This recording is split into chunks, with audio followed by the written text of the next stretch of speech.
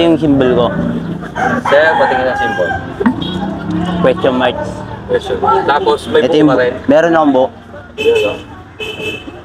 Alright. Kasi bawal ang tanga dun eh. Pag oras ng giriyan, kailangan safety mo na yung sarili mo. Gilid mo na agad.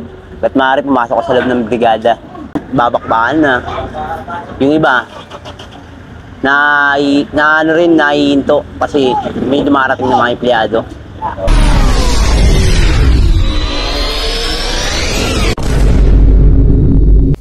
Hotel, magandang araw sa'yo.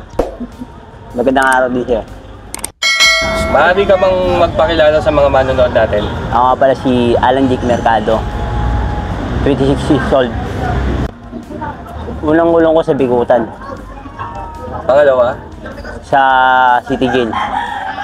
Sa una ko kasi nakadalawang taon ako may git dun. Sa pangalawa, 6 months lang. Bala. Ito yung symbol ko. Sir, patingin ang symbol. Question marks. Question. Tapos may Ito buo yung, ka rin. meron akong buo. Yun, no? Alright. O, shoutout natin yung mga mayores natin, ang mga nanunungkulan doon. Shoutout nga pala kay Romeo Gonzales. Nagdala sa akin City Jail. Bago ako makulong kasi, set up ako. Kumbaga, nakota-kota na lang ako. Damay na lang. Mahirap. Kasi galing akong probinsya nun. Tapos lumabas kami dito. Dala nga ng kahirapan.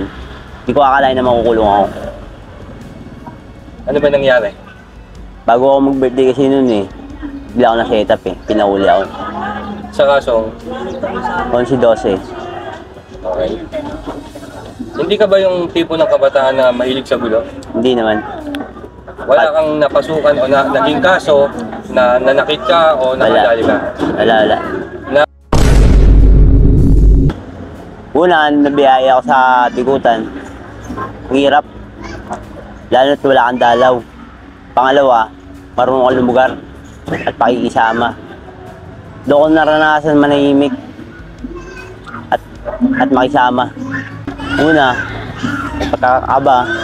Pangalawa, yun, naginawa rin ako. Simula nung nalaman ko yung mga pangyayari doon sa araw-araw. Karoon din ako ng mga ganyan, giriyan. Kasi bawal ang tanga doon eh. Pag oras ng giriyan, kailangan safety mo na yung sarili mo. Gilid mo na agad. Ba't maaari pumasok ka sa loob ng brigada. Pero nakakita ka. Nakakita naman. Nakakita naman. Ganong kalahas at ganong kadugo? Meron din yung babakbakan na.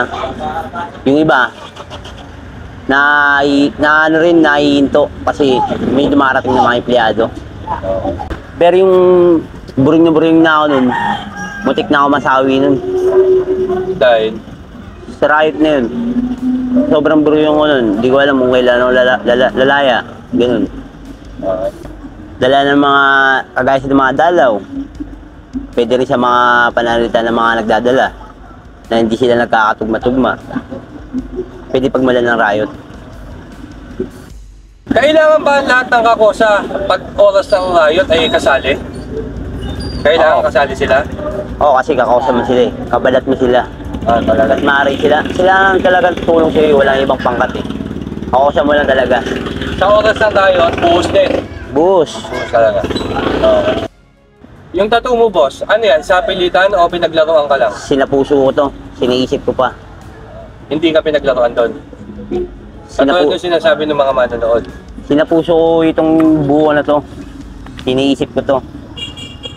Hindi ka pinuwersa dyan? Hindi. Okay. Ang naano ko sa mga rancho, ano eh. Kanin mo dun. Dito sa labas, kalaking order lang. Pero dun sa atin, sa loob, ganun lang din. Pero yung mga kanin dun, may mga bato-bato pa. Mga palay-palay. Di ka malinis.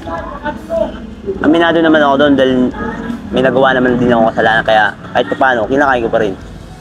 Ano lasa? Pag sa ulam naman, matabang. Matabang, bukod sa matabang, alalaki ng hiwa. Talagang mapapaya ka talaga pag kinain mo eh. Kasi isang beses nakagawa ko rin biyak na ganyan eh. Di lang isang beses, marami. Pero kailangan kainin mo talaga yun. Oo, kasi pag di mo kinain yun, magugutom ka. Doon. Siksikan. Paano yung sitwasyon nun, sir? Paano yung style nun? Paano yung tsura? Ganito lang. Lahat kayo ganyang posisyon? Siksikan kami. Bawal ang maarte dun. Kung maarte ka, papiyansa ka. Ganun ang katuwiran dun. Di kita ng pawis niya ron, sir. Digitan. Talaga. Yung iba nga matay na. Yung iba, binabango sa sobrang sikip. Wala pang ganong hangin. Hindi na pepreskuhan. Kahit sa loob ng CR, gusto na rin matulog ng mga ibang presyo doon kasi nga nakaka ng tubig. Sa oras naman na naligo, sa isang CR, marami kami, mga nasa 10, lumalagpas pa. Meron pa mga nakapila. Sa pagkakaalam mo, sa isang tao, ilang timba lang? Sa isang tao, sa isang timba. Depende kasi sa mga pupursige na maligo na ganun karaming tubig mo eh. Yung iba naghahati-hati naman. Sabay-sabay talaga. Oo. May oras ba yan? Pero kasi ako ginagawa ako, nagigib talaga ako eh. Minsan kasi nagigib ako ng mga tubig din ng mga kakosa ko. Binabayaran nila ako. Okay. Serving sa kanila. Nag-serving ako sa kanila para sa ganun, makakain din ako. Kasi may dalog sila eh, ako wala eh. Natakalan ka pa sa loob? Maraming beses din. Dahil sa anong pagkakamali ko? Yung iba, pagkaburyong. Yung iba, paaway. Yung iba, paninitan ng mga nagdadala. Pagkakamali. Tanggap ko naman yun dahil may pagkakamali. Sa pagkakaalam mo, ilan yung mga takal na nadami? Mga 10, 5, 3, mababa kasi 3, 5. 10, ayun. Hanggang naranasan ko nun, kalungkutan ko nun. Nawala yung magulang ko. Pumanaw. Bakasyon ko pa yun, birthday ko pa. Akala ko kasi asayaan lang pero kalungkutan pala. Pero mga susunod na abang ako siya makadala kasi inisip ko na huwag din siyang dumalaw dahil matanda na, nahirapan na. Kailan mo nalaman na namatay siya? 2000, kasi lumaya ako sa Bigutan 2021 eh. Yung February birthday ko eh, mga February, March. Nabalita mo, namatay siya? Oo, kasi hindi nila ako makontak eh. Ano yung naging unang naramdaman? Makabigat. Ni hindi ka man lang nakadalaw? Hindi man lang ako nakasilip sa kanya sa taon niya. Kasi nga dala nga ng pandemya. Hirap din yung naranasan ko. Iniyak mo na lang? Iniyak ko na lang. Pinagdasal ko na lang doon sa loob. Umiyak ako, aminado ako, umiiyak ako. Pero yung, minsan kasi ginagawa ko na lang, nilibang ko yung sarili ko.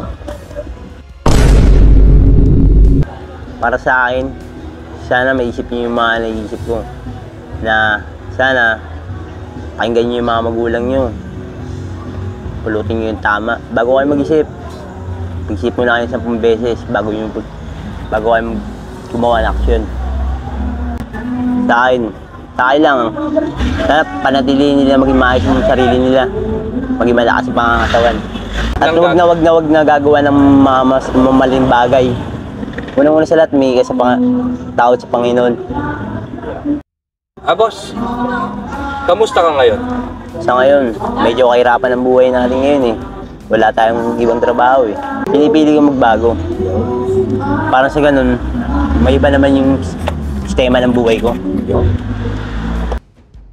Napakabisa ng mga mensahe mo, Utol. Salamat sa iyo para rito sa mga kabataan sa paligid natin. Baka may gusto kang pasalamatan o batiin ng mga kakosa mo na naiwan mo dun sa loob.